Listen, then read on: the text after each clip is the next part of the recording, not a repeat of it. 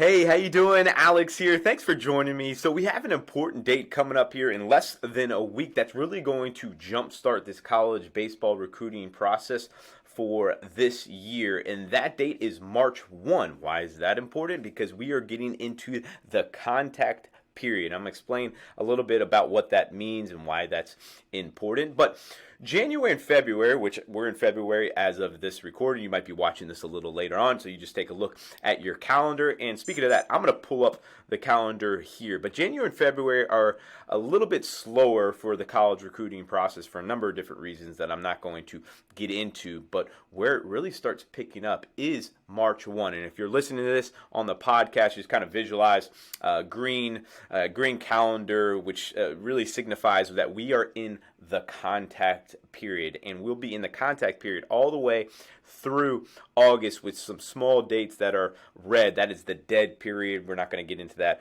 right now, but we will eventually. But the contact period is important because college coaches can go out and watch high school games, travel games, whatever games it may be. Whereas in February and January and the months before even then, we were in the quiet period. What does the quiet period mean? They couldn't leave their campus to go watch a game somewhere, whether it's in Atlanta or in California or wherever it may be. They could only watch players on their campus. That's why you saw a lot of college camps pop up there, because that's where they could only watch players on their campus at their camps. But now, as of March 1, as you see on the calendar, if you're watching this on YouTube, we are in that period where college coaches can watch you play. And I wanted to bring this and talk about recruiting for this spring and to this summer, and kind of recruiting 101, if you will, going into this time period. And since college coaches can go out and watch you play,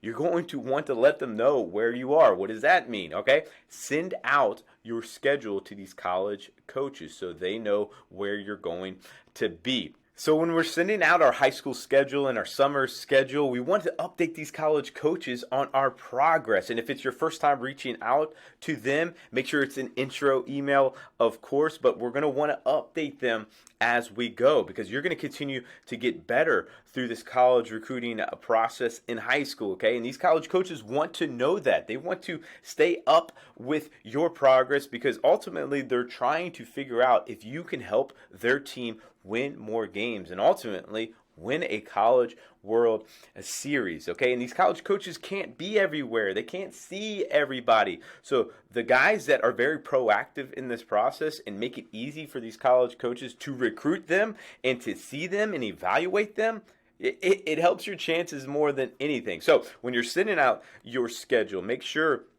that you have a good highlight video and you have your progress with them. And keep your email and communication short and sweet. These college coaches do not want long paragraphs and want to know your whole life story. The fact of the matter is, they don't want that. Okay, I know that that can sometimes be counterintuitive. Like they need to know who I am. They just want the very important points about you as a player, and of course academically as well. Especially if we're going after high academic schools, they're going to want that. So academics and the baseball from a metrics, and they're going to want to see you from a physicality side. They're going to want to evaluate your actions and your projectability. Metrics, of course, in game performance. Those are the things that they're going to look at. And then again, of course, your academic side. So make sure you're taking video this spring and summer, okay? So you can clip those and keep the best of the best. If you're a hitter, make sure you're getting video of you hitting in game. If you're a catcher, make sure you're getting video of throwing out runners. If you're a pitcher, obviously make sure that you're getting some innings and only take the very best. Big strikeouts, all right?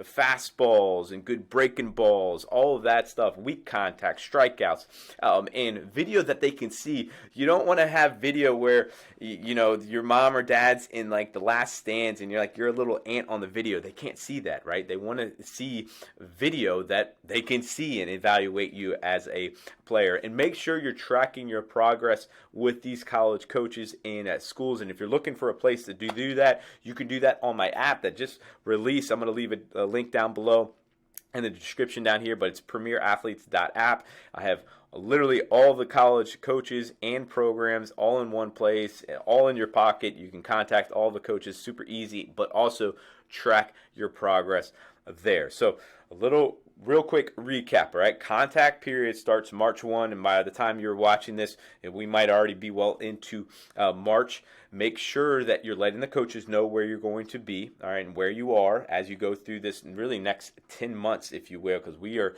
in the thick of the college recruiting process from now on all the way through December of next year, or this year, I should say, okay? So make sure you're doing that. Update them on your progress, highlight video, and stay up to date with them. Take video through this spring and summer. All right. Let me know if you have any questions. Comment down below if you want to hear me talk about anything in particular from college recruiting or baseball related topics. I'd be happy to dive into those. And good luck this spring. Take care.